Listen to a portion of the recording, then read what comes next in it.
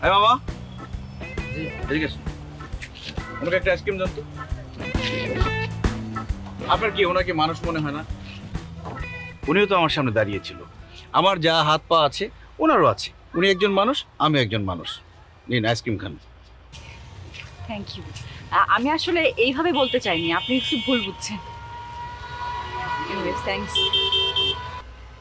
Ice cream খান। আপনি হয়তো আমাকে এখনো ক্ষমা করতে পারেননি, তাই না? আর আমি যে কথাগুলো আপনাকে বলেছিলাম সেগুলো হয়তো বিশ্বাস করতে পারেননি। না না, বিশ্বাস করেছি, আপনাকে আমি ক্ষমা করে দিয়েছি তো।